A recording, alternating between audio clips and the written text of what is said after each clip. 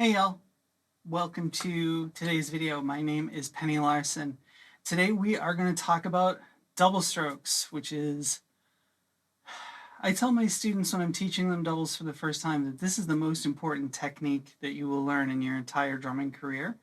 Just like the simple 2/4 backbeat is kind of the most important beat. If you can play doubles cleanly and powerfully, it bleeds into everything else that you will ever do. And so I like attacking doubles from a lot of different angles. I still work on my doubles. My doubles they're not what they were when I was a young, spry 20-year-old, but I still work on my doubles, and even though I feel like my technique is pretty well together, I still work on that dexterity, right? So for anyone not totally sure, what I'm talking about is rudiment number 6 on our Percussive Art Society rudiments, the double stroke open roll. This is what I think of if someone ever says, hey, play me a drum roll. Right? I'll put a little link up top and down below in the doobly-doo to a video that I did several years ago talking about basic doubles technique. But I put up a video the other day and someone asked me a question about a specific aspect, and I thought, oh, hey, I should do a video on that. So here is the video. And the question was, I was using these, which are Vader splash sticks. So these are just, you know, the dowels wrapped up as a drumstick thing. And I was playing doubles with these. And someone said, whoa, wait, whoa, whoa, whoa. What's going on there? How do you do that? And so, I mean, the short answer is more wrists and fingers than bounds, right? Even more. So if you want to play a clean double stroke roll with your sticks, right? What I'm doing is almost like a circle-y cue with my, right, with my wrist. But then my fingers are also doing an open-close kind of deal.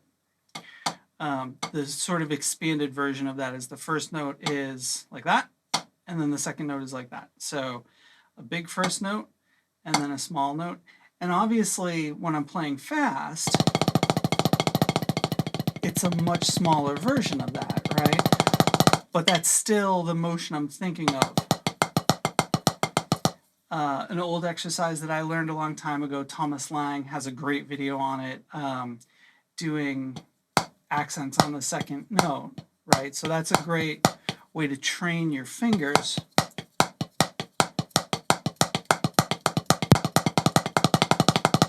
And then gradually you just kind of flatten it out. And there's going to come a tempo, right, where the way I describe it is you end up relying on just the pinch and pray, right? So, right, and at the beginning there, I let it buzz out a little bit, right? There we go, that's better. So that's about the threshold where now I'm squeezing and pressing, right? That was hard with these under there.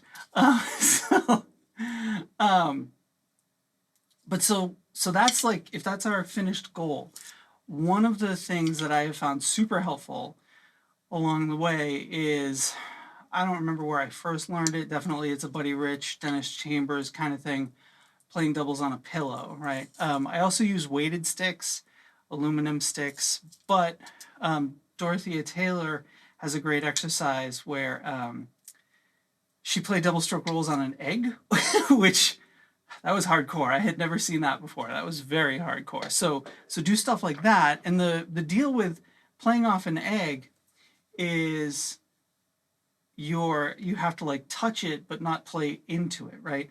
There's a lot of times where we want to play into a surface to get our full rebound and energy back. But there's a lot of times where we're going to have to kind of play off of the surface.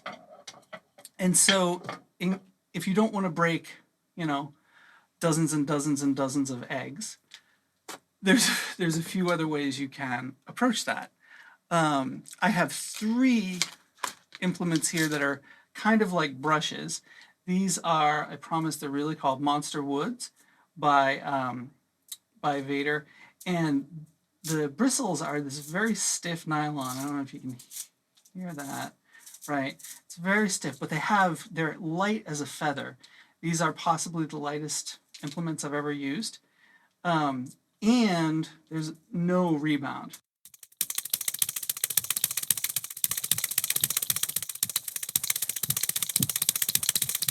So everything that I get back, I have to be pulling up. And so when you use a stick, or a brush in this case, that doesn't have rebound, right? You're really relying on that snap up to get any sort of volume from the drum. Right? If you go like that, if you leave the brush on the head at all, here are my Vader wiretap brushes, wooden handle, right?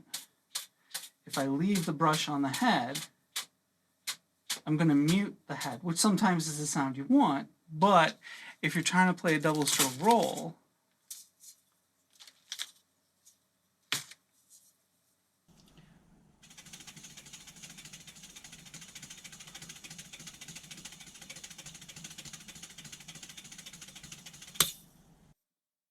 you've got to be pulling up as much as you're playing down. It's a really natural thing when you first learn doubles that, right, you're going to press down, you're going to try and relax your hand, and you're going to try and like fumble into that double. There's also that kind of the molar approach, right, where you can do that sort of that position and then that position, right, which works too. But at the end of the day, when you're trying to go faster, what I think is the most important part of actually developing significant speed with your doubles is loosening up your wrist, right? So I'm going to hold on tight.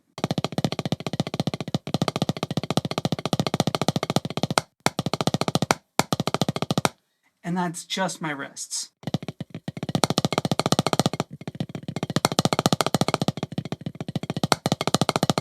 And my left hand is struggling a little when I play it quiet like that, right? But so that's what we're going to try and develop. And there's a couple secrets we can go farther than, oh, hey, I'm just going to play brushes on the snare or the drum pad. So I have two things that I'm going to show you. One is a different drum pad by Prologix. This is their like extreme workout pad.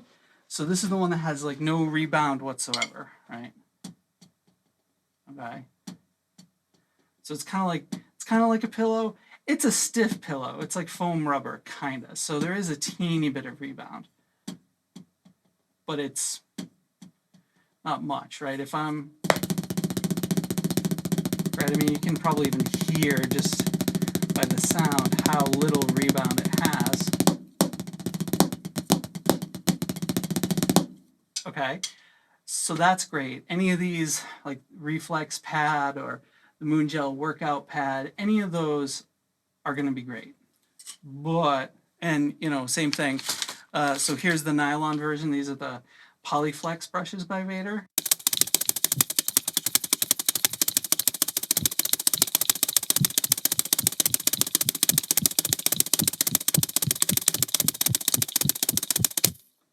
And yeah, it's a chore, right? These are pretty old, and the head is starting to loosen a little bit. So the screw on? So maybe that'll help. But so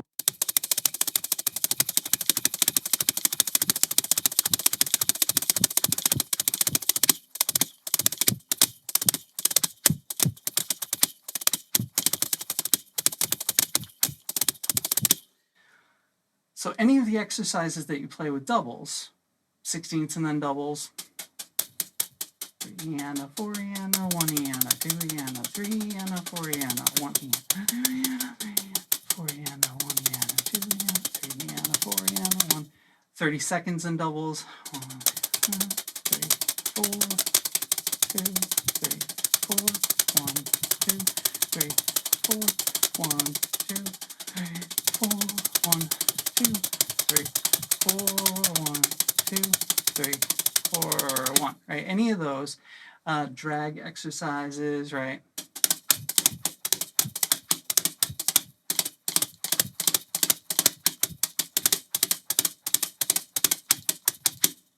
So that was just drag 4 times. 1, 2, 3, 4. Sorry. 7 times, and then a paradiddle at the end. 1, 2, 3, 4, 5, 6, 7, 6 times. 1, 2, 3, 4, 5, 6, paradiddle. 1, 2, 3, 4, 5, 6, paradiddle. Any of those things where you're Irish Spring, that shuffle exercise.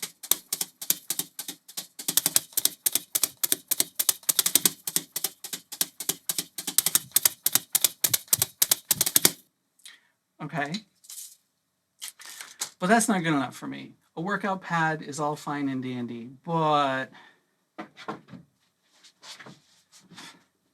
this was the best I could find on short notice.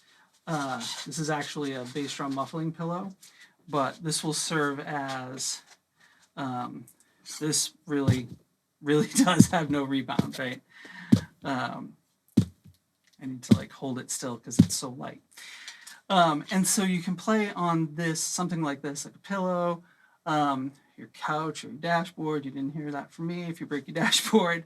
I have broken a dashboard or two in my day. So any of those surfaces that just don't give you rebound, I carry a little extra padding on my thigh. So my thigh is a great one for that.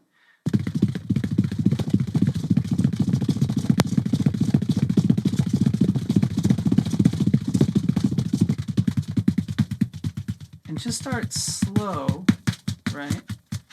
This is hilarious how much this is bouncing around.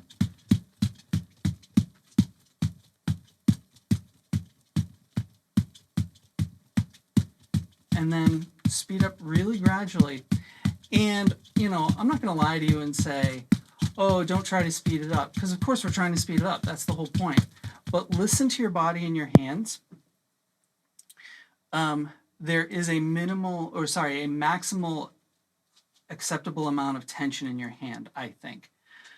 It's silly for me to say, you know, never squeeze, don't tense up at all, especially when you're like specifically trying to increase your speed.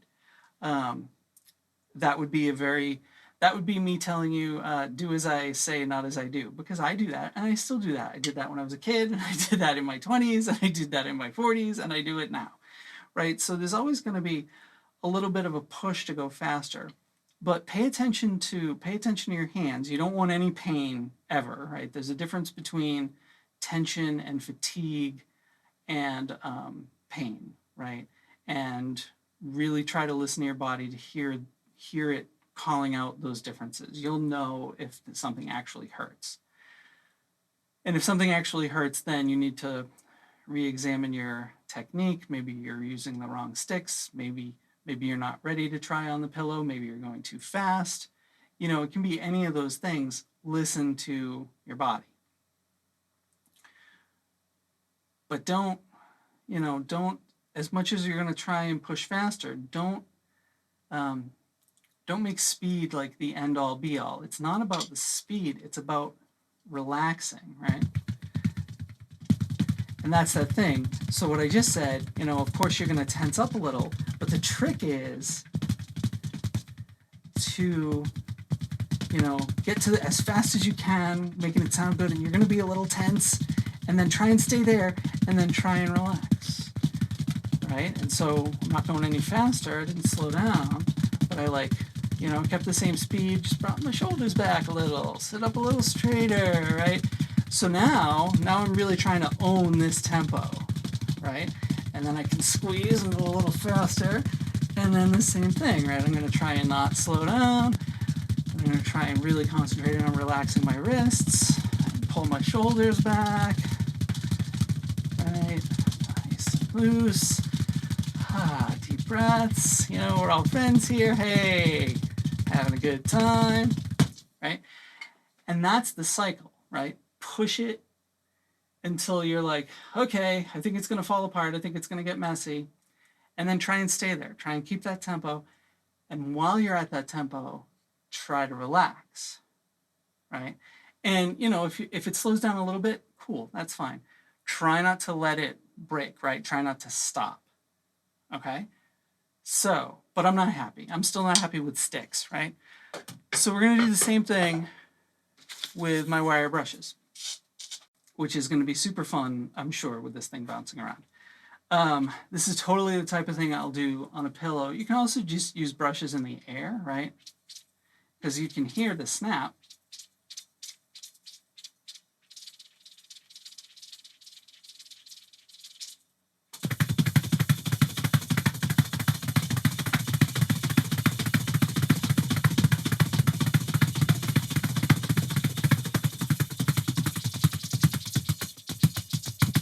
Right, see, and it's all that up with the stick, right?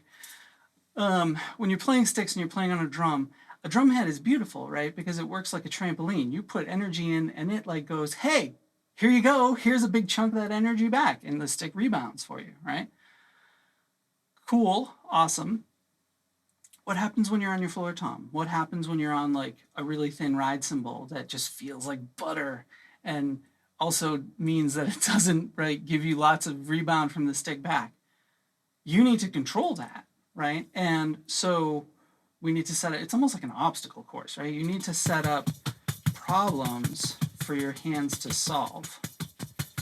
I can tell you, okay, I have a really relaxed wrist, and I'm really trying to snap up with my wrist and my fingers. The picture I use in my head is that I'm touching like a hot stove, right? Like, and instantaneously I'm trying to pull off it, right?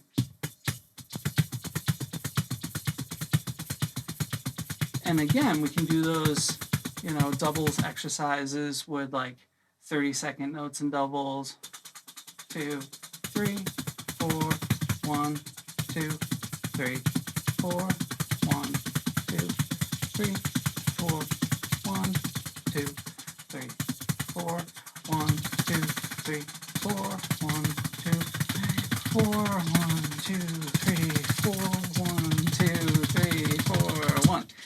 Right? Any of those exercises that you already know with doubles, do them with brushes. Do them with brushes on your regular pad. Do them with brushes on the snare. Do them with brushes on a pillow or your leg, right?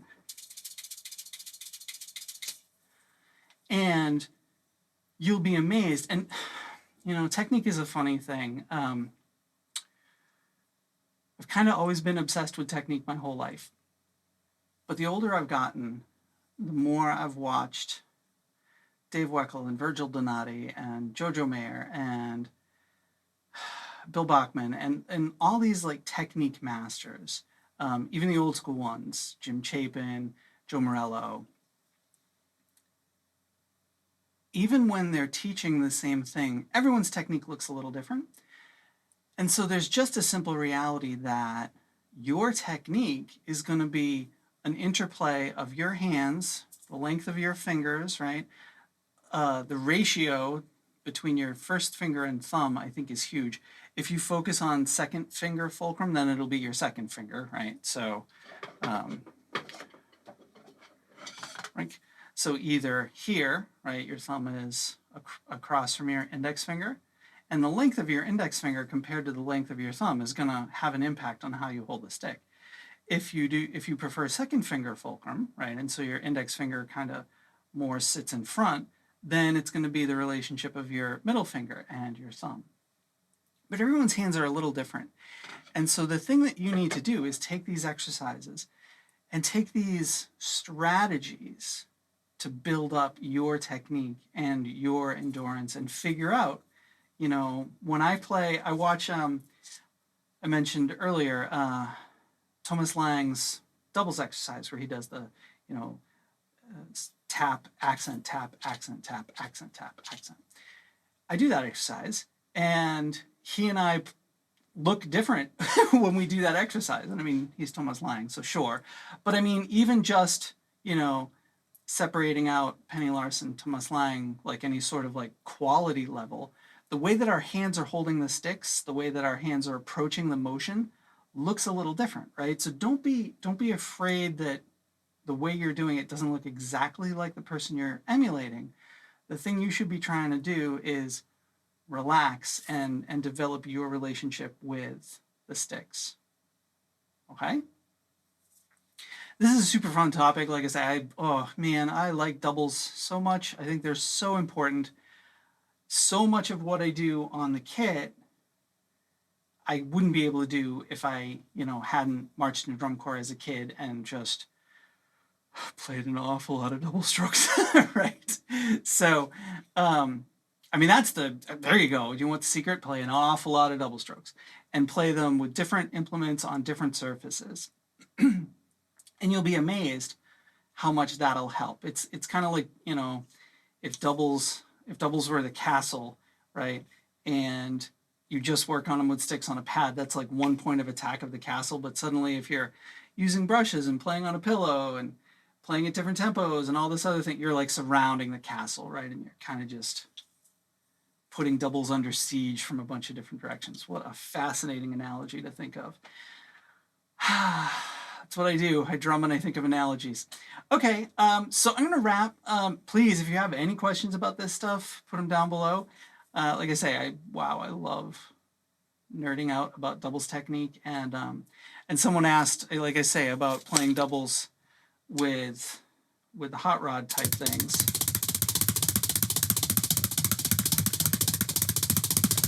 And I thought, oh hey, that sounds like a video subject if ever I heard one. Because I've been meaning to get back to doubles for a little while. We've talked about doubles a couple times, and I'm pretty sure I've mentioned a pillow, but I don't know that I've mentioned brushes before. So I felt like it was time.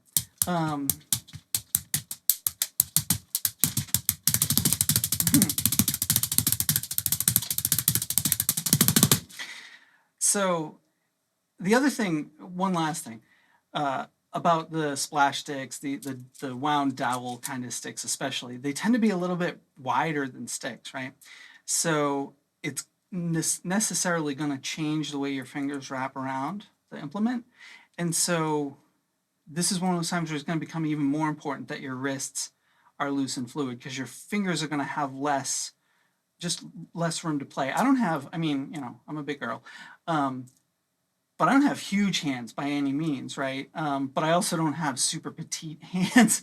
So depending on how big your hand is, wrapping your fingers around all the dowels can be a little bit of a challenge. And that's when having that loose wrist, so I'll do that holding on thing again. So this is just wrists.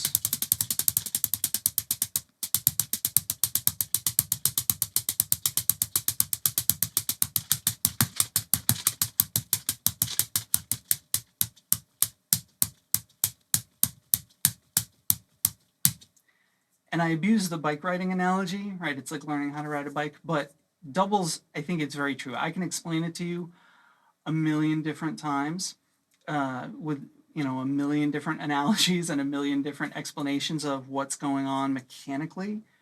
But you just have to do it and kind of feel your way into it, right? It's, like when you're learning how to ride a bike and someone says, oh, you keep your balance and you lean this way and then that, and you figure it out and you balance. But you've got to fall down a couple times, right? And figure out what that feels like. And then once you know. I've never once in my entire life thought, well, since I was 8 and I figured out how to play doubles, I've never once thought, wait a minute, how do I do doubles again? Because I don't want to say it's a trick, but it's kind of a trick, right? It's a physical dexterity thing that you feel your way into. And there's no shortcuts. I'm sorry. There are better strategies to attack the problem than others, but there really aren't shortcuts. Okay, I'm going to wrap because I think I have said everything I want to say right now. Thanks for being with me. Thanks for making it to the end if you're still here. If you like this video, I would love a thumbs up. If you aren't subscribed to the channel, I would super appreciate you hitting the subscribe button, and the notification icon bell would be great too. I do have a Patreon if you like what I'm doing here and you want to support me as I try and do better things here. You can join me over on Patreon for that, and also for some exclusive content as well. All right, Thanks, y'all. Love you guys so much. Take care. I'll see you again soon. Bye.